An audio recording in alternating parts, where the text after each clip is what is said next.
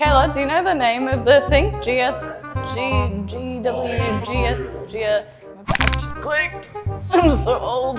Price of the material is longer. The custom materials is also larger. Larger?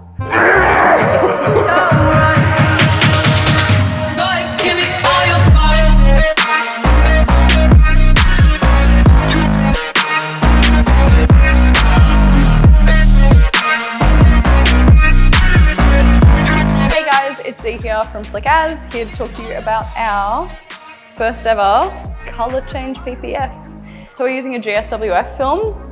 This is our first experience with it, and just kind of wanted to touch base and have a bit of a chat about how it's different to bush wraps and just regular clear PPF and how the install is different, the techniques that we're doing differently. So I've got a swatch book here that they've provided us. It's got all kinds of different colors that you can go. This customer has decided on Wicked Thundercloud. So it's almost like a graphite gray, but also has like a bit of a purpley tinge to it. It's kind of like, I don't know, like smoky. It's like witchy, a little bit occult, in my opinion. We were kind of a little bit scared that it might look kind of just like graphite, but it actually does have like a really nice, like purpley tinge to it, at least in the artificial lighting. This is quite an older car, so it is very dirty. We are struggling to get into the creases and crevices with cleaning. We are also trying to stretch over our corners and relief cut and tuck. So we're treating the corners a bit more like vinyl rather than PPF. As PPF can bounce back from corners if you stretch it too much. So we're trying to eliminate that by just going all the way around and kind of folding the edges over each other. Another really big challenge and difference between this and the regular PPF that we are used to using is you essentially don't use any slip with it. It is very hard to get the edges down if you use any kind of chemicals. Even like high tack and alcohol doesn't really work. We've been just using straight water, and we can kind of tack it with the straight water, but generally we can only finish off our edges once they're dry, which is also very, very different. Another difference between this and our regular PPF is we are pretty much treating it as a color change. So the whole car is disassembled. We did that prior to washing it. So snorkels come out, everything, all the lights, all the roof rails, all the door handles, all the mirrors, they've all come off. We've left the side steps on because there's a big enough gap that we can get in and around them to get to the rockers, so that's not really an issue. And we don't have to do a front bar on this one as there's an aftermarket front bar, which is quite helpful for us because we're still very much working this out. The biggest difference between PPF color change and vinyl color change is the same differences between normal PPF and vinyl. The PPF will still act as a sacrificial barrier. It just has a layer of color in it so it can hide your stock paint.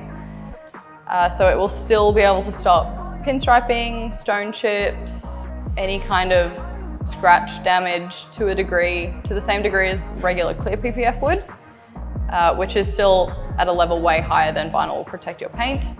It's safer for your paint. I think the thickness and the adhesives that they use for PPF in general, because they're so thick, it doesn't degrade quite as quickly as vinyl, I think. Don't quote me, I'm not a scientist. I'm no scientist. No, clearly. We do find that we can warranty PPF for a lot longer than vinyl, and I think that's mainly due to sun damage and kind of lack of care. I feel like sometimes when people get their cars covered, they are just like, oh, well, the paint's covered. Like, I don't really need to wash it or look after it quite as much as I would like my normal paint because it can take a bit of a beating and still kind of come up okay. But it's not really the case. You still need to maintain your PPF or vinyl, if you do end up getting vinyl, you still need to maintain that quite well, especially if you're parking in the sun all day, every day. It's not invincible. It is just easier to get damage out of in general than say having to have a 3-stage paint protection. This customer has chosen to go quite a dark color, and his original paint was white. So even with vinyl, it is a lot harder to completely make the whole base color disappear on a car that has lighter paint. In general, you are going to see inside the cracks and crevices when it's a lot brighter. The white will stand out in the panel gaps a lot more than, say, a darker color car would, like gray or black, or even like dark blue or dark red. It will show through a lot more obviously when it is a lighter color.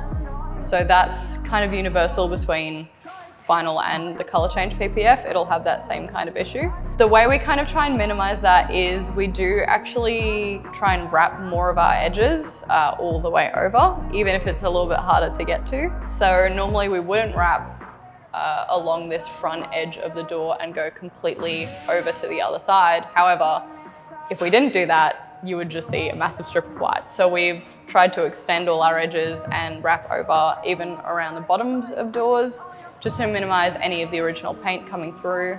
We also try and minimize it as much as we can by, say, removing the top of the fender bolts so we can actually kind of get behind the fender so that we can make our dogleg pieces feed a little bit further. But even so, because it is a white car, if you stand directly side on, you will probably still be able to see some white in there. It's kind of inevitable unless you're going an open door vinyl wrap, which not many people want to pay for. Because PPF is generally meant for kind of impact areas and where damage and stone chips can occur more. In general, we wouldn't try and feed this cab shell panel back behind as much. Normally our cab shell will stop about there on a vehicle like this, but because this is a color change and because the original car color is white, we are indeed going to try and put some extra strips and finish it a little bit further, and we might even be able to put a patch piece behind to try and hide even more of the white. However, again, you will be able to see the white between, say, even if there was a tub or a canopy, you will probably still be able to see some of the original paint in between that gap, just because the gap generally is quite a bit big, but it's also very fiddly to get in there. And there's usually a lot of ripples and stuff and like sealant joints in the paint. So we have tried to bring that back as far as we can to what the material allows, because again, it's not a magic cling wrap, like super stretchy, like it is actually quite rigid compared to regular PPF. We are finding it's quite hard to stretch, and because it's quite hard to tack, it's hard to stretch and tack and have it stay there. So there's a multitude of different challenges, not problems, but challenges that we're coming across in the installation process compared to what we normally use. Another challenge with the color change PPF is that you can't actually see through it. Normally in places where we would try to put what we call a butt join, where we trim an overlapping piece of PPF directly on the join, so it's not actually overlapping, they're just sitting next to each other like a join. Because we can't actually see through the film, you can't see where you should be cutting.